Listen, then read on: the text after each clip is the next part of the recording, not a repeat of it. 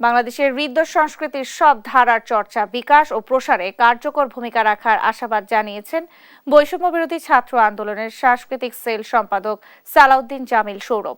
বৃহস্পতিবার বিকেলে জাতীয় জাদুঘরের সামনে বৈষম্য বিরোধী ছাত্র আন্দোলনের সাংস্কৃতিক সেল আত্মপ্রকাশ উৎসবে আগামী দিনের কর্মপরিকল্পনা তুলে ধরেন তিনি। বলেন, সংস্কৃতি চর্চার মধ্য দিয়ে বৈষম্যের বিরুদ্ধে শৈল্পিক লড়াই হবে। দেশে আর কোনো স্বৈরাচারের জন্ম না হয় সেদিকেও কাজ করার কথা জানান সৌরভ। যথাযোগ্য মর্যাদায় আন্তর্জাতিক মাতৃভাষা ও শহীদ দিবস উদযাপন সহ নানা পরিকল্পনার কথা জানান তিনি। বাংলাদেশের হৃদ্য সংস্কৃতির সকল ধারার চর্চা, বিকাশ ও প্রসারের কার্যক্রম ভূমিকা রাখা, বাংলাদেশের বহুমাত্রিক এবং বৈচিত্র্যময় সংস্কৃতিকে হাতিয়ার করে একটি গণতান্ত্রিক বাংলাদেশ গঠন এবং আগামীতে যাতে এদেশের আর কোনো স্বৈরাচার বা ফ্যাসিস্ট এর জন্ম না হয় তা নিশ্চিত করা।